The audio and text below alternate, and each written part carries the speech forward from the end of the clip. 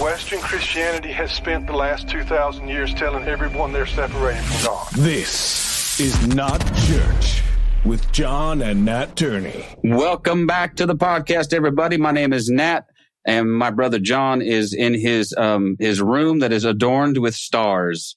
Yes. We just had a long conversation about, John, you're in the, what would you call that? In like the, what the hell do you call those things that where they have the, you know, the stars and the stuff that, like constellations? Yeah. What now? I'm thinking of the place you go at the planetarium. Planetarium. Sweet Jesus. All right. We're off to a great start. I don't know even the word planetarium. John's in the planetarium. I like that we started out with like a game show, though. Yes, welcome. John is nestled in the hills of Northern California, safely ensconced inside of his planetarium and adorned with all of his Beatles memorabilia and whatever else he's got going on. I am sadly in my sad little man cave in West Texas. But I guess I should mention that the podcast is called This Is Not Church.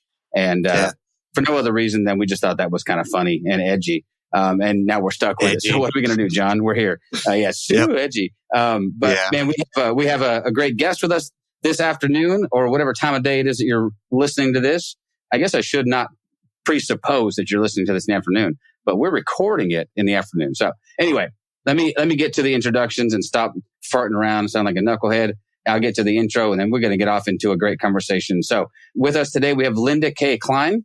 She is the author of the award-winning book, Pure, Inside the Evangelical Movement That Shamed a Generation of Young Women and How I Broke Free. She is also a religious deconstruction and purity culture recovery coach and the founder and president of Break Free Together, a not-for-profit organization serving individuals recovering from gender and sexuality-based religious trauma. Linda has spoken around the world, from the TEDx stage to the Apollo's Women of the World Festival. Her work has been featured by the New York Times, NPR, CBS, NBC, Elle magazine, and over 150 other outlets. Linda is a trained Our Whole Lives, OWL, sexuality education facilitator and holds an interdisciplinary master's degree in gender, sexuality, and religion from New York University. Linda has worked in the social change sector for over 2 decades. Her background includes founding a program on how to find and follow your purpose, used in over 200 universities for the Social Entrepreneurship Incubator, Echoing Green, and working with $1 million donors supporting women and girls through Women Moving Millions. Linda is married to a writer and social change agent who inspires her every day, and she has a daughter in diapers and another in college. That's a pretty good age span. So, without any further ado, welcome to the podcast, Linda. How are you today? I'm doing well, thank you. That was. I hope we still have people. That was my full life. That was a bunch, you know. I mean, and what nobody will be able to see because we don't do video on here is just that you're about 22. So how you've done all of this in your short 22 years of life is shocking to me. So it's amazing. Alas, I just feel like I should clarify for listeners that I am not, in fact, 22. Okay, 24, 25 max.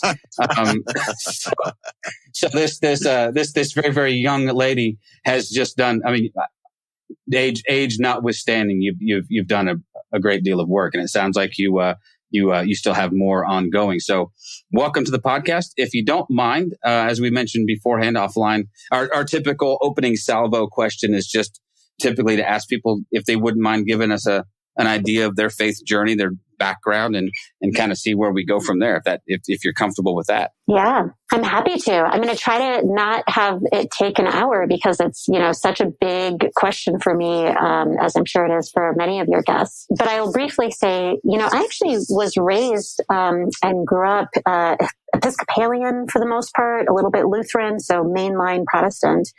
And when I was in 7th grade, I had a born-again experience and joined the Evangelical Christian Church. And my mom had already had that experience. My brother had already had that experience.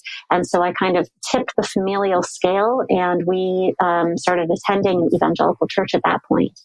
And it was a massive shift for me in terms of my conception of what religion was, right?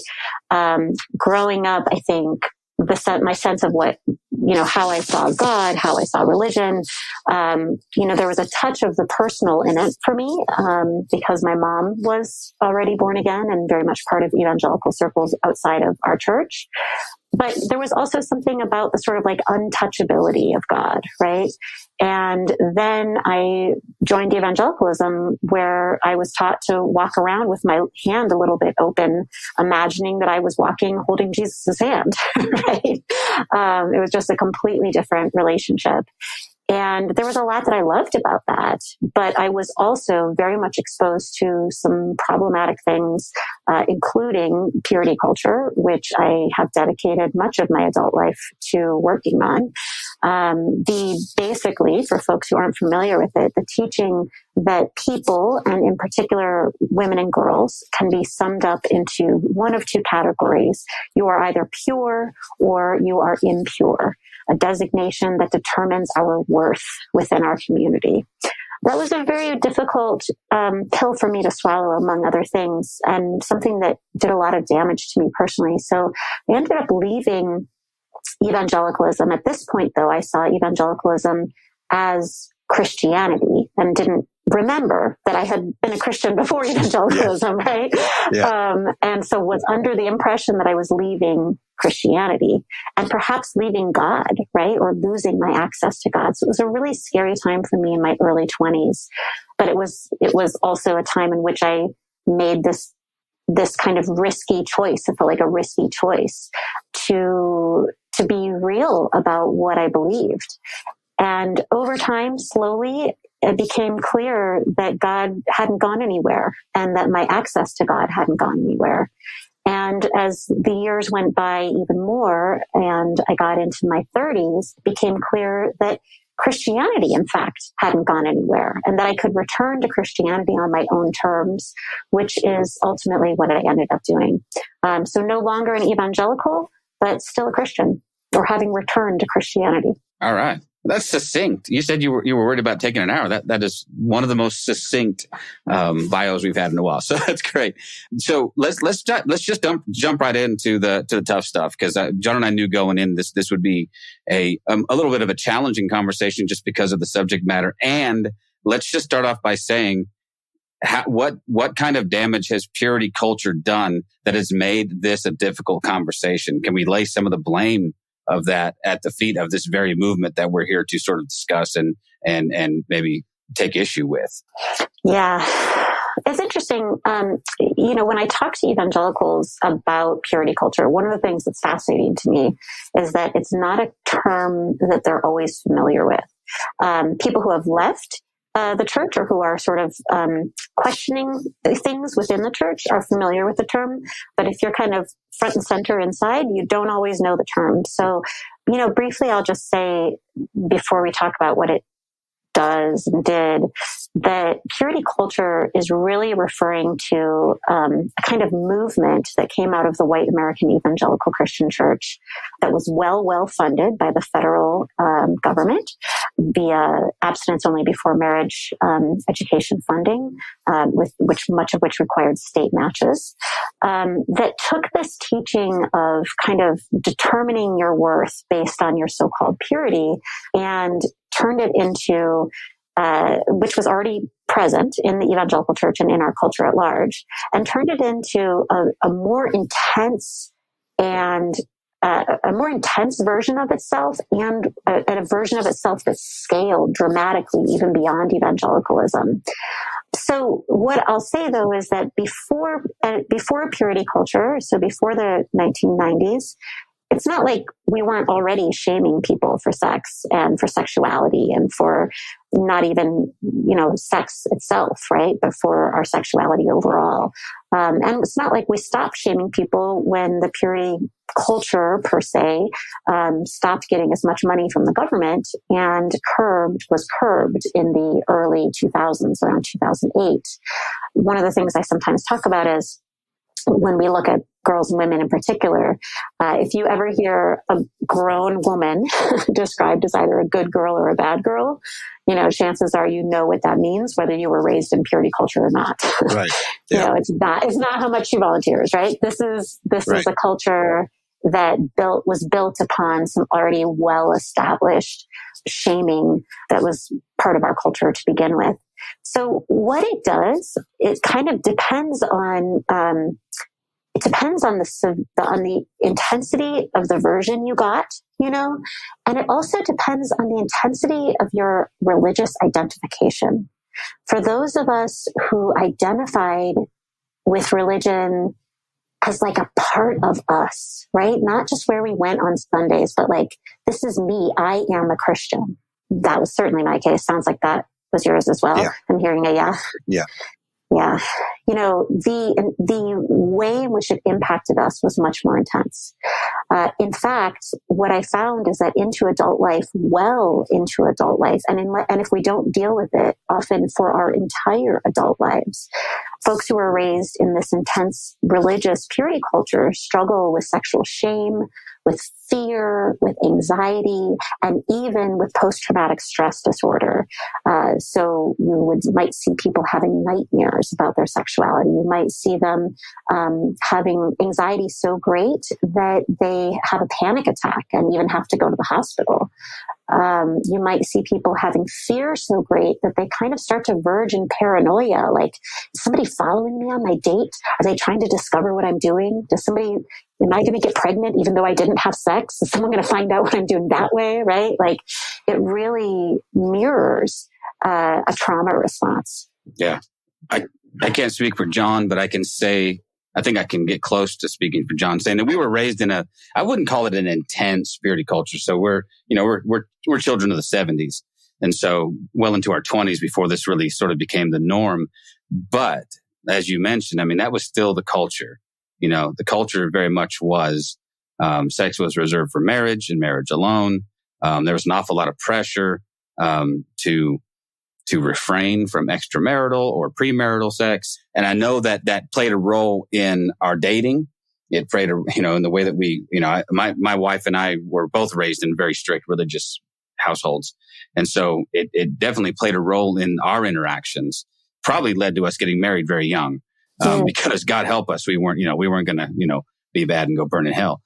So we would just be bad later. But it did actually, I would say, even followed us into our marriage. Have you seen that be the case? I mean, people enter into these relationships, and then you see that purity culture has even impacted the way that they relate to one another as adults, right? Absolutely. Yeah. So one of the kind of misconceptions of purity culture is that if you do everything right, if you have no sexual thoughts, no sexual feelings, if you have no sexual desires, if you make no sexual choices, then you're going to get married, to your heterosexual marriage partner, and you are going to have a blissful marriage, including a red hot, sexy sex life, which is a really actually shutting off our sexuality does not result oftentimes in a red hot, sexy sex life, which, by the way, now you're expected to have.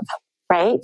Right. That's the new thing, right? And so, these celebrity pastors talking about their smoking hot wives and how they, have talking about their sex lives, and that in that sense, trying to paint this overly romanticized picture of their relationships, right? Yes, absolutely. That they've earned somehow now because they did things the right way. Now they're deserving of this, but how much too then does this sort of hyper patriarchal look too come into play too? Because I know that one of the things that my wife and I struggle with, and I think I can say this openly, she probably won't listen, but was a very Protestant evangelical view of, male-female roles within relationships, where she was duty bound to provide me with what I needed.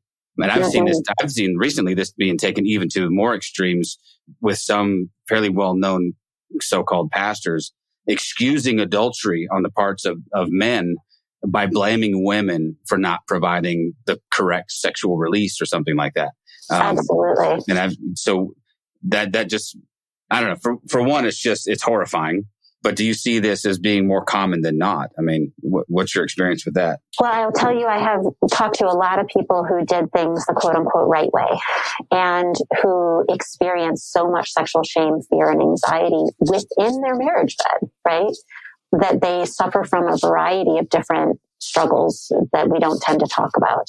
Many women suffer from vaginismus, that sort of tightening of the vagina that creates pain, physical pain, among other reactions that make sex impossible in many cases. Similarly, many men struggle with getting an erection, for the same reasons. That shame, fear, and anxiety is just so overpowering. And many people, when they are able to have sex, struggle with disassociation. So sort of this experience of not really being present, right? It's like they're physically there, but their brain is somewhere else. Some people have described this feeling like they're floating above themselves, or even something like that. It's like they can't really be present because that would trigger that shame, fear, and anxiety, So it creates a pretty fraught marriage bed for many people. And, like you said, meanwhile, we have these expectations. We've learned that there's an equation. Absolute non-sexuality before marriage equals, this red hot, sexy life afterward. And the women in particular, become the great sexual satisfier of the man, ensuring that he doesn't cheat, ensuring that he doesn't leave. And the man is similarly expected to prove his masculine, patriarchal, sort of stereotypical expectations by being kind of, hypersexual himself, right? So both parties are expected, or all parties are expected to be hypersexual after marriage. And what's interesting is that for girls, one of the things that I remember growing up in the church is I was actually told one of the reasons I had to be pure was because if I wasn't pure, right? Like if I touched myself and learned how to touch myself better than my future husband could do it, right?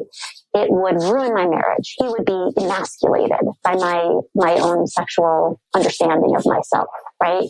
Because I would be able to do something for myself and wouldn't need him. Or if I was impure, was with someone else before I was with him, then we would have a totally screwed up, damaged sex life afterward. And he would definitely cheat on me. And he would definitely ultimately leave me, because that's what happens to bad girls. Bad girls get left, right? Bad girls get hurt. Bad girls get damaged. Bad girls are damaged. So, these expectations that we now see playing out where people excuse adultery and so on and so forth, this is stuff that's baked into the teachings, right? As a girl, that's what I was taught would happen to me. So you not only learn that you're going to be impure for the rest of your life and damaged and dirty and lucky if anyone ever loves you, but you also learn that you're going to end up in a world of pain. So therefore, when these couples are experiencing a world of pain that, by the way, purity culture engendered, right? It's really, really hard for them to come forward and talk about it because they know people are going to be like, well, what did you do wrong? You must have done something before marriage. Or maybe you're not accepting God's holy will for you now as to be a sexual being. In some way, you are broken, you are wrong, this is your fault. And we know that that's what's going to happen. So for a lot of folks, we keep really quiet about what's happening in our marriage bed if it's not that kind of, stereotypical expectation of sexual bliss. There's so many places we can go with this conversation. And we talked a little bit before we started recording about male roles and female roles within this. So Nat's right that the word purity culture wasn't really something that was tossed around when he and I were teenagers. But there was already this level of expectation of what a woman was supposed to do, how she was supposed to dress, how she's supposed to act. I don't know if you remember now, but in like youth groups and Sunday school, there were times where the women would, go and talk with the wife youth pastor, and the men would go and talk with the men the male youth pastor, and we'd get our instructions on how to be we'd get our men. talking to about how to be nice young men. Yeah. And one of the problems within the purity culture and that I saw was that men were more often than not excused for their bad behavior as boys will be boys, right? Where women were called out for everything from the way they dressed, the way they acted, the makeup they put on, the music they listened to. All of this called out how much of it's in air quotes, how much of a good girl she was, right? And this goes even farther because then Nat and I have this, and I'm sure you've heard this too. Then you have the male youth pastor being caught in infidelity with one of his girls from his youth group. And then, so she knows that. Which I would call child abuse, but go on. Oh, yeah, 100%. Although in purity culture, it would be thought of as infidelity. You're absolutely right. Yes. And would have been thought of as inspired. And quietly made to go away. Yep. And would have been thought of as inspired by the girl, regardless of her age. Sure, because she dressed inappropriately, she wore the wrong makeup, all this, right?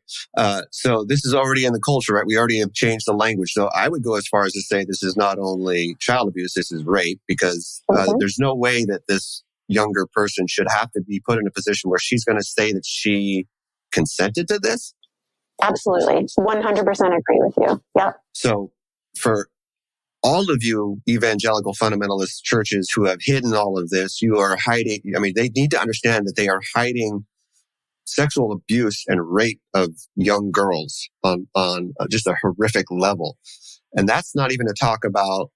And then she gets this girl who's had this happen gets to go on with her life as now she is quote unquote impure, right? And she has to live through this life that she's never going to be anything but the bad girl. And it's so angering to just see the way that the church has done this. I don't even know where we go from there other than I really appreciate people like you who are willing to speak out, and more women are speaking out, and that is amazing and awesome. But how do we encourage, as Nat and I are middle-aged white males, heterosexuals, right? So how do we help and encourage and be the allies we need to be to help women as they are coming out and speaking out about this? Well, that's a great question. First of all, you all hosting the conversation is such a big deal, right? I'll give you an example. With my nonprofit, I organize groups, or before the pandemic, I organized groups of people who gathered and had what I call a purity culture story exchange. So how do we learn we're not alone, right? So we would do it over an intimate dinner and so on and so forth. And I would often, talk about doing conversations with men, a specific dinner table just for men, right? And on occasion we did. And oh my gosh, were they powerful. But I had so many men who would say to me, like, man, I would love to have this conversation with men. If there just aren't any other men in my area who want to have it. And then I would have that conversation with like 3 guys in that area. And I'd say, hey, can I connect you all to one another? Can you all, would you be willing to sit down with one another and have this conversation? And they'll say, oh, no. Yeah. No. I wish I could, but not enough to actually go. Like, it is hard, right, for us to talk about these things. So in addition to believing women and creating platforms for women to talk about this, I think that one of the things that men can do is have these conversations with one another in which we are believing women and creating space to contend with some of the things that we have heard from them as well as experienced in our own lives. And that is really hard, I think, because, and you all touched on this briefly, one of the components of purity culture, purity culture is actually, when I think about the foundations of purity culture, I don't actually think it's sexuality. I think the foundation of purity culture is these stereotypical gender expectations, right? Yeah. Men are a manly man, right. And they're expected to be the leaders of the household and the church and potentially for everything. And so it's like a power dynamic. Very much a power dynamic. And women, it's called complementarianism within the church. Women are expected to quote unquote complement men by being sweet and loving and supportive and feminine and following the lead of men, right? So that is the foundation of purity culture. And within those foundations, there are different sexual expectations for men as there are for girls, right? Everyone's expected not to have sex before marriage, to be sure, right? But there is a different attitude around sexuality, that kind of boys will be boys attitude that you talked about, that makes sexual expression among boys and men, it's talked about as something that you do, right? Now it can be really harming to be shamed for what you do, to be sure, right? Whereas women and girls, it's talked about as who you are, right? You are impure, right? Right. Yeah. So anyway, so part of these masculine expectations that guys get includes this hypersexuality, this non-emotionality, right? Yeah. And part of the way in which it shows up in the culture at large and a lot in the church is you can never be wrong, because that's even like you're not masculine enough if you're wrong, right? So it kind of makes people sort of stuck in their, well, I once believed this, so I can never believe anything else, right? I once said I believe this, so I can never change my mind. I can never admit I was wrong. I can never admit I'm hurting, that I might have something going on in my life that is really painful, and that I'm going to be shamed for, and that I'm going to have my masculinity challenged over. And so these sexual conversations, these periodic culture conversations among men, it's really important that they happen. One of the things that we often talk about, in evangelicalism, it's called complementarianism. In the larger culture, it's called patriarchy, right? And one of the phrases that is often used in kind of feminist circles around patriarchy is it hurts us all, right? It's not something that just hurts the people who are supposed to be second-class citizens. It also puts really damaging expectations on everyone, right? And so I think the more that men can, really embrace a different kind of strength than the one that they were taught to embrace. The strength to say, I'm going to tell the truth come what may. The strength to say, I'm going to be vulnerable even if it results in you shaming me. The strength to say, I'm going to stand in the ground that is my experience, right? And hold my own, even if it conflicts with the people who I love and respect, right? That's the kind of strength that I think it's important for men to cultivate so that they can come together and have some of these really, really difficult conversations and heal, Yeah. It's sad. And we talked a little bit about this before we started recording as well. My story with purity culture, and like we said, it wasn't really called that, but I'm just recently started going to therapy for anxiety and depression. And within the youth group or the Sunday school or whatever, wherever it was, we are given these expectations how we are supposed to be men. I already don't fit into that role. I'm not like that. I'm not overly masculine. I'm shy. I'm quiet. I'm introverted. And then to load onto that, this idea that because this is one of the things that was explained to us is, as much as we give boys a pass, some of us take this as, we could really harm a woman if we took our relationship too far. And, I get a pass, but the girl that I was with, say we had sex and someone found out that we had sex before marriage, I'm going to get a pass and she's going to be marred for life. Well, my anxiety builds up to the point where then I don't know how to date. I just don't. I have absolutely no idea how I'm supposed to date girls and be the good guy, but also be masculine so I can have the locker room talk, and which I don't buy into, but I feel like I've been given that role, and that's a role I'm going to have to take on. I'm going to have to some degree, lie about who I am. And then you become caught up in your lies, and then you don't know how to move forward. And then what the end result of all of this for me, and I can only speak for myself, I can't speak for other men, but the end result of all of this is I have no idea how to be intimate at all, which I am suffering with to this day.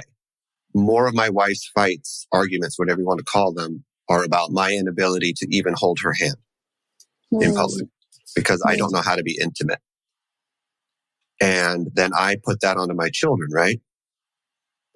And it's so harmful. And I don't want to, like we said before we started, I don't want to undermine what women are going through, because women have had a much harder role in this than we have. But I think it's important for men to say, purity culture has fucked us up too.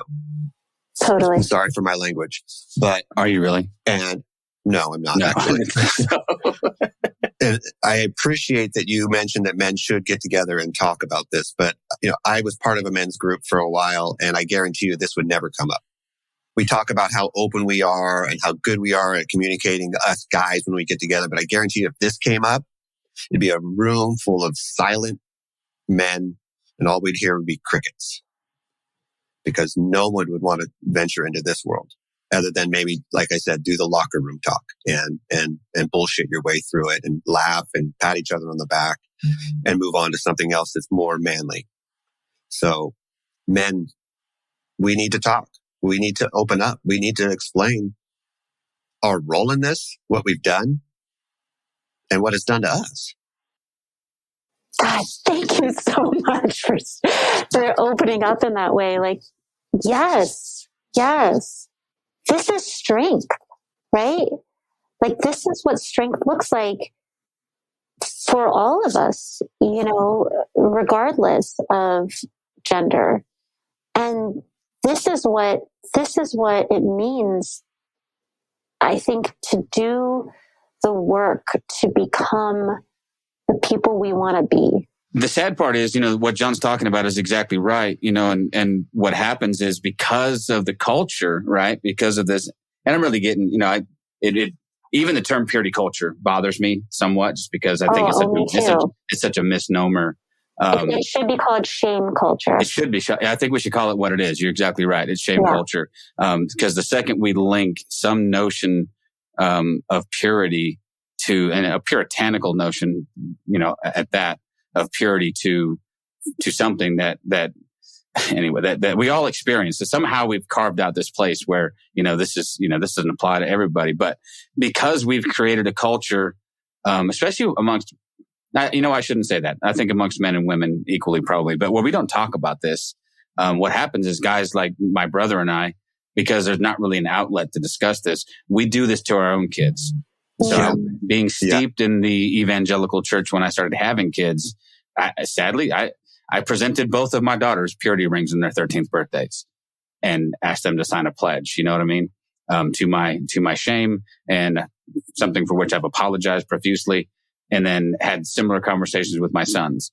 At some point in the last 10 years, I've had conversations with all of them and basically begged them, please don't do this to your kids.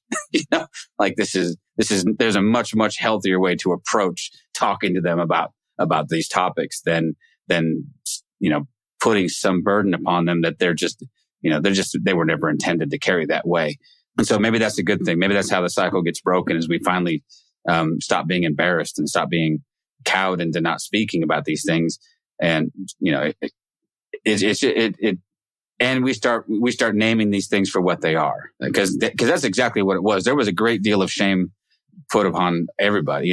I remember going to church camp in the summertime, and poor girls, man, they're getting in trouble for the swimsuits they wore at the pool, or there was all this. So how does this intersect with this so-called modesty culture too? Mm-hmm. That somehow, and again, I see an intersection between some of these different things: modesty culture, the so-called purity culture, and really what we end up with is a rape culture, where we've very easily shifted the blame for sexual abuse onto women, for somehow being that they've somehow invited these kinds of acts by the way that they've dressed or acted or whatever we've decided. So do you see that intersection as well as being sort of sadly a natural outcropping of what kind of culture they've been raised in? Absolutely. First of all, I would say that purity culture is a rape culture. If you look up the definition of rape culture, it's a culture in which rape is covered up and hidden, which unfortunately is a huge theme in purity culture, and also a culture that blames women and girls and other survivors for the rape that they experienced. And that is baked into purity culture. To your point around modesty, that's a great example. As women and girls, we are expected not only to be responsible for our own sexual thoughts and feelings and choices, but we're also said to be responsible for the thoughts and choices, and that includes actions that men take that we quote unquote inspire. Right? Yeah. If we don't dress modestly enough, if we're too flirtatious, to your previous point, if we wear too much makeup, Right. if we, are too charismatic in a way that's considered, flirtation, even if it's just, someone being friendly in themselves, right? Then they are asking for, or at the very least, unknowingly inspiring the sexual thoughts, feelings, and actions of men toward them. So you create a culture in which women and girls in particular, but all survivors are blamed for sexual assault, are blamed for rape. So this is rape culture. If you really, I know that's really hard for a lot of people to swallow, but just look up the definition of rape culture, and it is purity. Purity culture is rape culture, unfortunately. Yeah, I don't think you're going too far by saying that, by the way. On the least, I think, you have the data to back this up, by the way, because we're seeing play out before our eyes right now. Very well-known ministries crumbling from the inside out because of sexual abuse scandals that went unreported, undealt with. Bye-bye to Hillsong at some point, because they're imploding right now over Brian Houston's his own bad actions, and also his covering up of others' actions. We've seen the Catholic Church obviously battling with this for decades now over their inability or their unwillingness to deal with sexual abuse inside of the church. These have real world consequences, right? Especially when you were describing the burden that we place on young girls and women to carry, not only the burden of their own sexuality, but the burden of the sexual thoughts and feelings and potential actions of others. Like, how much fucking pressure, do we want to put on these people, right? It's heartbreaking. As a pastor, I would hope to God that we would never see this. I'll tell you a quick story though, because this is what happened in my third or fourth year of teaching in a private Christian school. The youth pastor, who was also a coach and a part-time teacher, raped a 10th grader. And the immediate reaction was, and I'm telling you, across the board, top to bottom, was, what did she do? And yeah, eventually it had to be dealt with, and eventually he was fired, and eventually he faced, criminal charges and things like that. But sadly, that was not the first response. The knee-jerk response was not, "Oh my God, this son of a bitch, he did this to her." It was immediately, okay, what did she do to cause him to do this? And he was 35 and she was 14. I don't give a damn. There's nothing she could have done that could justify. I remember having a talk, John, with Kristen Dumais, and we were talking about this kind of rape culture and this idea that somehow men have been indoctrinated to some degree to feel helpless. So if somebody walks by and they're dressed immodestly and they're somehow, that somehow, as a man, I'm going to lose control. That's right. And I'm just, and how insulting to men. We should be insulted by that notion, except that we've used it to protect ourselves, right? Yeah. And sadly, I pass this on to my daughter, right? So she's a 13, 14-year-old girl, and she's dressing in a way that makes her feel empowered. And she likes the way she looks and the way she's dressed. And my first response to her, as I saw the way she was dressing, was, yeah, I understand that you should have the right to wear whatever you want, but you also need to understand that men can't control themselves. And what a load of bullshit that was. And it took my 13-year-old daughter to say, well, how about we change the culture? How about you guys, men, deal with your issues and your over-sexualizing of young girls, first of all, which is, I'm sorry, guys, it's just gross. And we've done it and done it. It's put before us in media, movies, music. This idea of over-sexualizing a young girl is bombarded. We are bombarded with it in the media. And then on top of that, don't even remotely get into how homophobic purity culture is. Yeah, because that was actually going to be my next question for you was... Yeah, God forbid you're attracted to someone of the same sex, right? Right. So how much more does this purity culture, again, this shame culture, how much more or maybe more intensely does this then affect our LGBTQIA brothers and sisters? Because I can imagine going through this as a, at least I had the false notion that the sexual feelings I had were normal, quote unquote, again, with the air quotes. But does that not just intensify with somebody who's now raised inside of a culture that says those feelings of same-sex attraction or whatever, whether it's non-binary or whatever, but that those are not, you're outside the bounds completely, right? Yeah. So this is a great question because coming off of the rape conversation, because both rape and sexual assault and, the LGBTQIA experience are not talked about in purity culture. They are deemed so untouchable that there's no reference to them, right? I remember growing up, people would say like, oh, I don't even believe in the word gay, right? Because that's to like, not even growing up, I heard that more recently, like that's to accept that one could be gay, right? So instead what we talk about is the problem with your sinful sexual desires, right? What damage happened to you growing up that not only you have sexual desires, but that they are these particularly ugly sexual desires. We're going to deem them that way, right?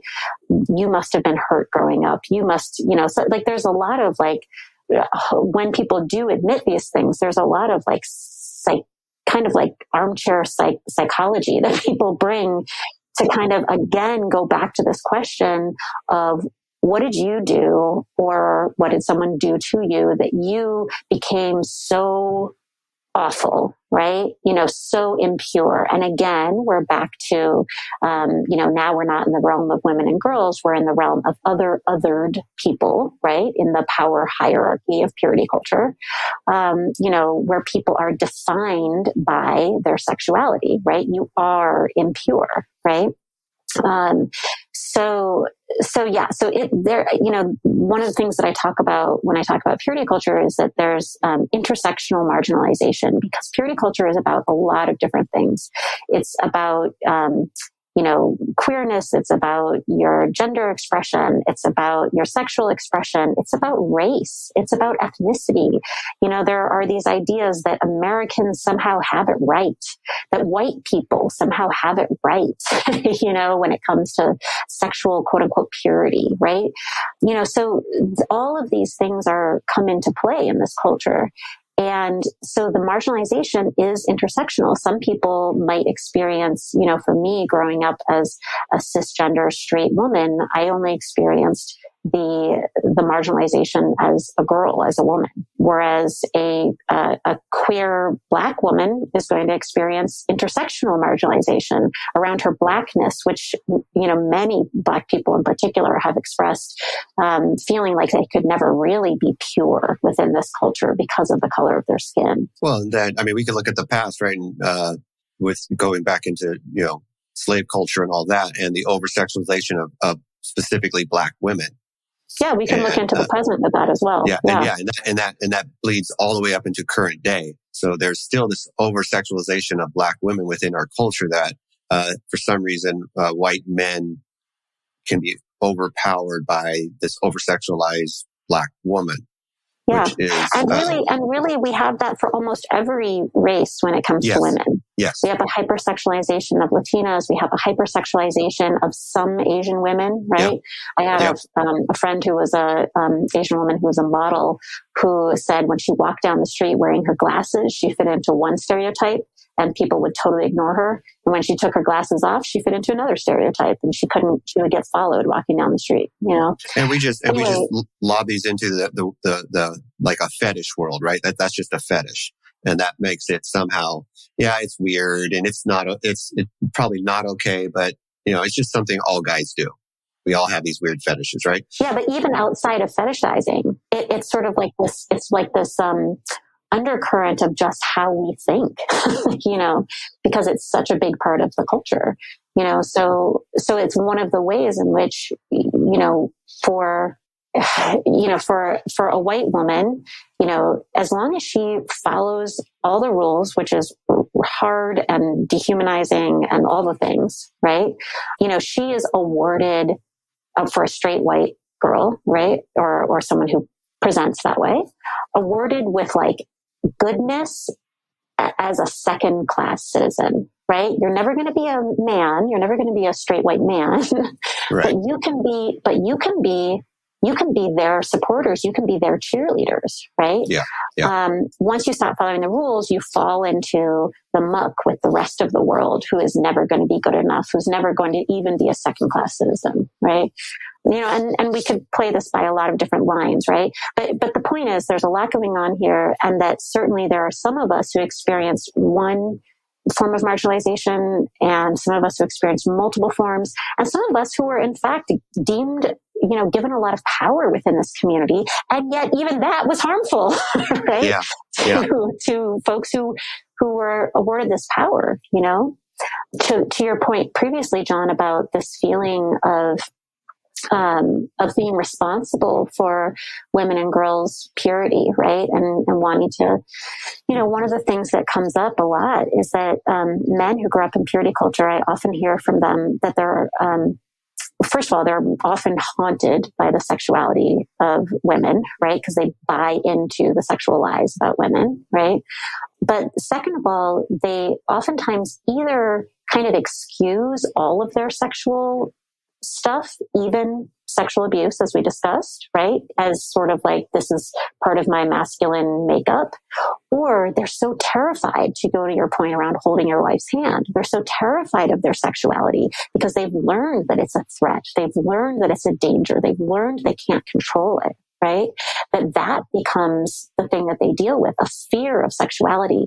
Instead of saying, yeah, I'm having a sexual thought, and maybe the world is not going to end. Thought and action are different things, right?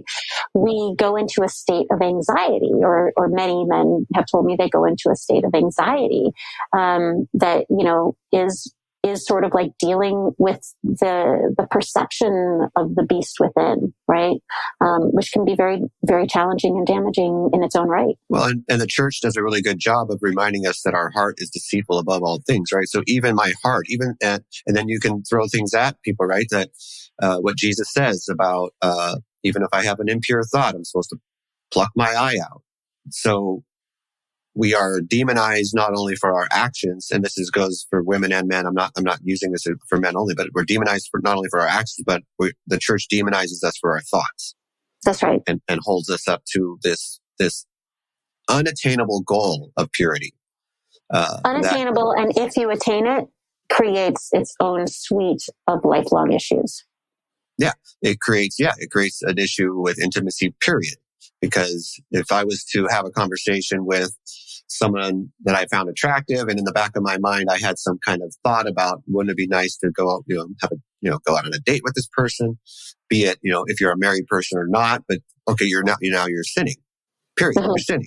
Mm-hmm. And then you have to create an environment where that doesn't happen, which creates an environment where you are standoffish, you are unapproachable, if you are going to take it to this nth degree. And then it's hurtful all the way around. Well, and so much of this culture that the way that, again, I'm speaking from my own experience. So much of my experience inside of this culture was based upon appearances.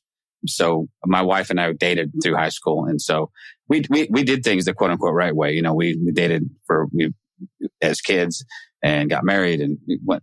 But I remember being chastised by the older people in the church for looking like we were up to something. You know what I mean? We would go into a room to talk and we'd shut the door and somebody would kick the door in and be like, hey. We need to, their favorite line was, we need to avoid the appearance of impropriety. And so there was such a caricature too. I noticed this, John. Did you notice this? And when we would separate the boys from the girls and we would go off to have our talks, right? Yeah. The male would talk to us guys and explain to us how we work. And always in very two-dimensional, caricature type terms. So, you got to understand, guys, that you're visual people. men are visual, right? And so that was why they put so much of the onus on the women, because how they presented themselves was going to directly link to how we would interact with them, because we're so visual. That, we were never told, hey, if you see an attractive girl and she's scantily clad, you could just walk past her. You know what? Right. You know how we solve the rape issue, guys? Don't rape. Okay, good. Yeah. We're done. Okay, moving on. It's really not that difficult, but it got turned into this big complex thing. And I really think that so much of it just comes from, again, if we go back to the use of the word purity, we've imbued this one part of our human experience with so much weight. We've given it so much weight that, it's impossible for it to not come back and bite you, right?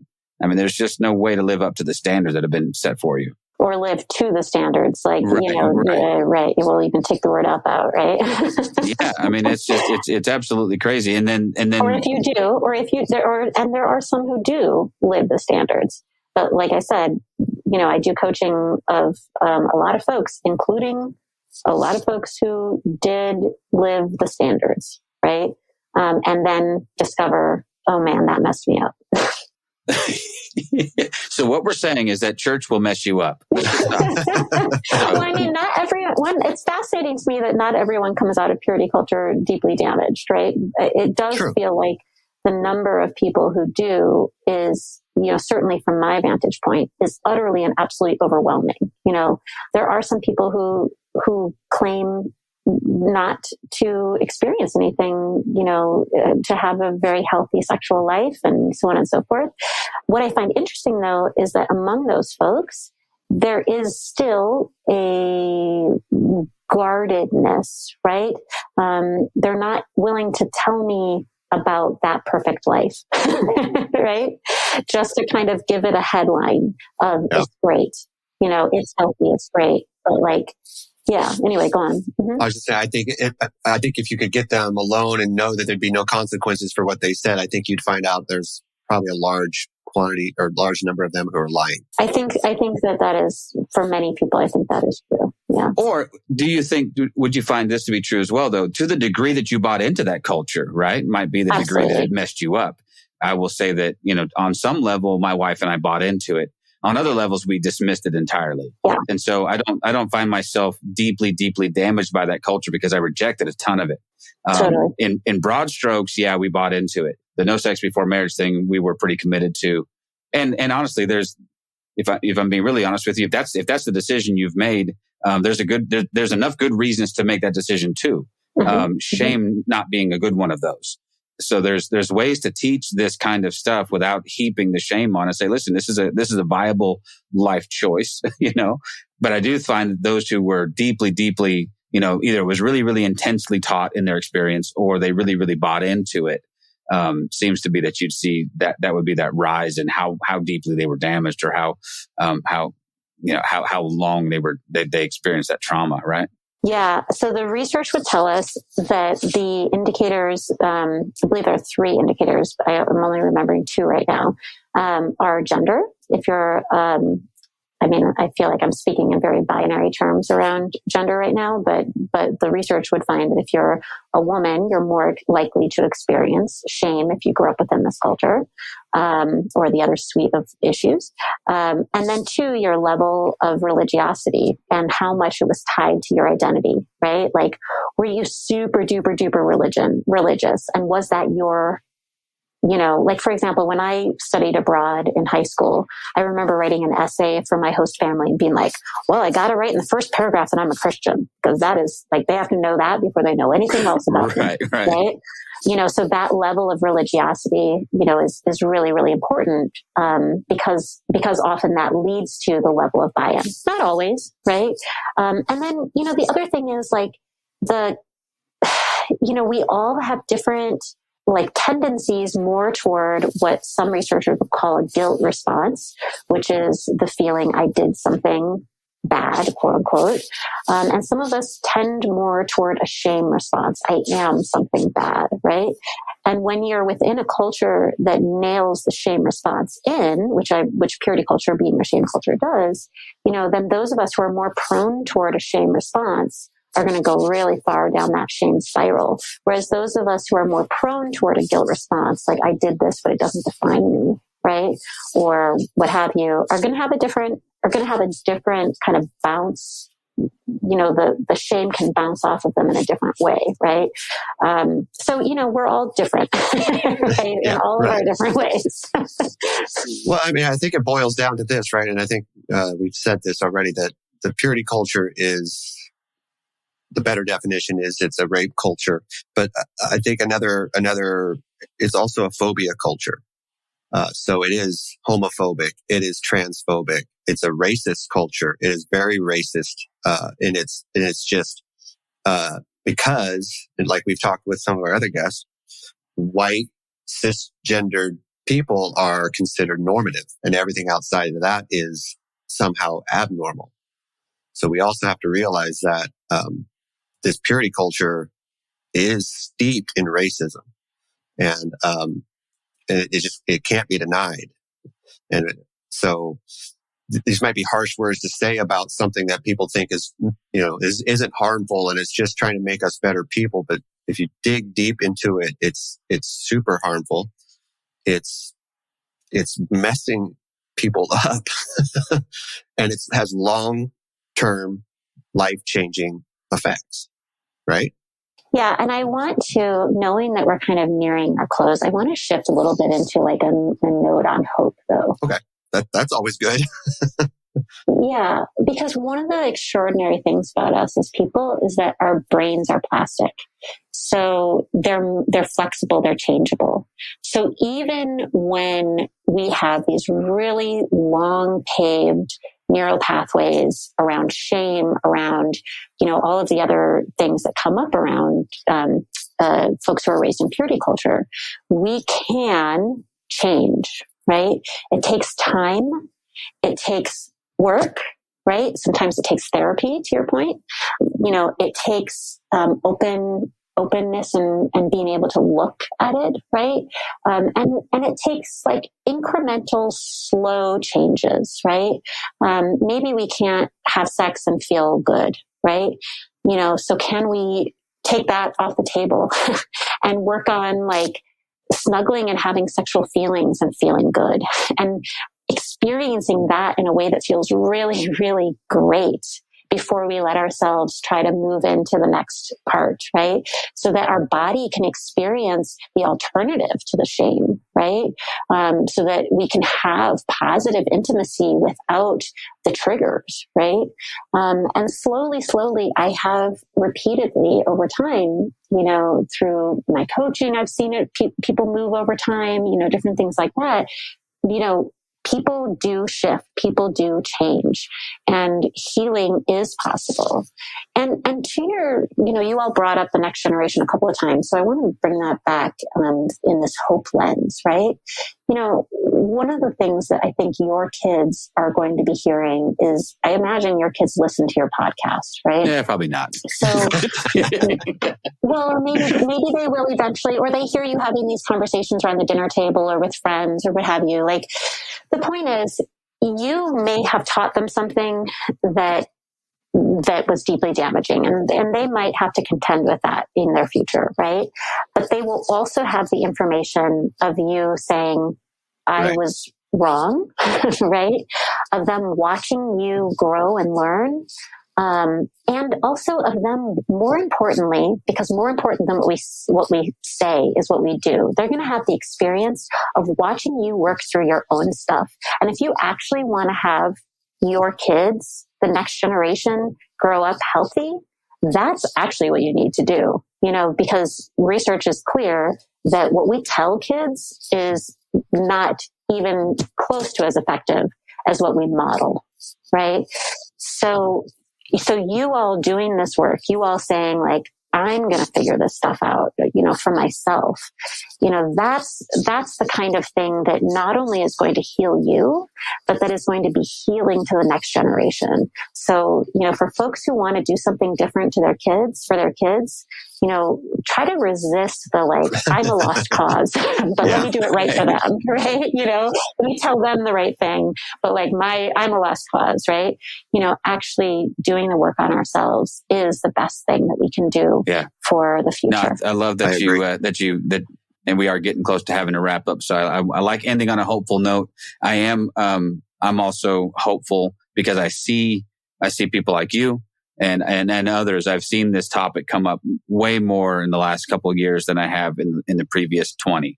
So, thankfully, maybe I guess a good result of some of these things coming to light is the conversations are being somewhat forced. And I do see people willing to have the conversation. So within church culture, that's where I'm more pessimistic. Within the culture writ large, I see hope there. I need to see the church step up and start actually owning up to some of their crap. And that starts with me as a pastor. It starts with my other friends who I know who are pastors who are dealing with this. But the culture inside of the church is a slow moving thing to change.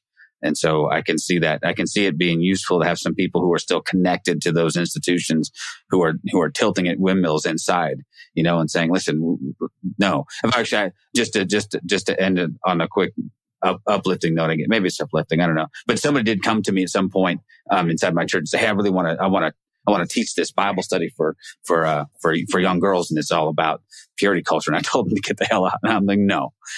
It's like, no. Been there, done that, have the t-shirt and the therapy bills to show it. No, we're not perpetuating this garbage.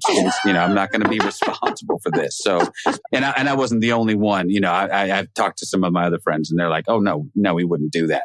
And so there is some glimmer of hope that things can begin to change.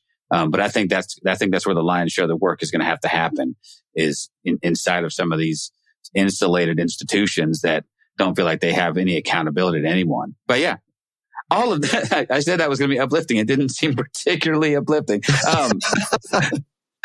Well, I think what you're saying is it's a tough, changing in the church is like turning a cruise ship, right? It's not like agile. It's not nimble, right? Many churches anyway, and sort of the church, capital C. But there are people who are at the wheel and who are turning that wheel, and I see that as well. I do see people like you, grabbing hold of that wheel and dragging it, and saying, we got to turn this thing. And, yeah, it's the same. I would liken it to the same speed at which the church is finally dealing with the LGBTQIA issue, right? It's happening. I know for those who are inside of that community, it seems glacially slow, and it's too slow. For those of us who are on the outside kind of looking in, I do see it moving in the right direction, at least. I know that I have a friend who's Methodist, and the Methodists are about to have a come to Jesus meeting about a year and a half. In 2024, that church is going to split. It's almost guaranteed that half their members are going to disaffiliate. Yeah, they had a lot of come to Jesus meetings about that already. They did, and they have resolved to not resolve this issue. So the Methodist Church as a whole will be LGBTQI affirming, and then those who don't want to go with that will disaffiliate and form their own things or join other Methodist groups. But they're not the only ones dealing with this in real world issues, right? So what I find heartening is there was half of that church willing to say, no, we're not going to, we're not going to be held back by your preconceived notions. We're going to go ahead and move forward with this. That's actually for a church of that size to have that many of its members say, no, we will affirm this community. To me, that's enormous. And it's going to be a painful, hard thing to watch play out. It's going to be a complicated thing to watch play out.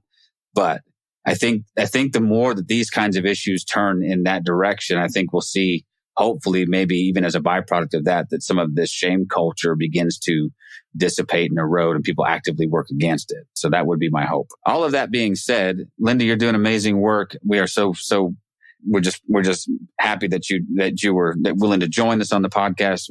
We are excited about what you're doing, and thankful that you're willing to have the tough conversations, even with a couple of old white dudes. So we do appreciate all of that.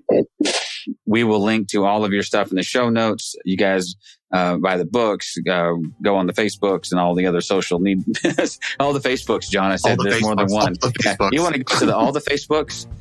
But yeah, definitely follow the show notes for all things related and help us support the work that's being done, right? So thank you once again for coming on. We appreciate it. Absolutely. Thank you. Thank you for having me. Thank you for listening to This Is Not Church. Be sure to rate and review the podcast on your platform of choice. If you would like to partner with us, visit patreon.com/thisisnotchurch, where you will receive exclusive content such as early access to episodes, videos of upcoming episodes, and live Q&A sessions. Be sure to check out our Facebook group or follow us on Twitter and Instagram. All the links are in the show notes. We'll be back soon with another episode.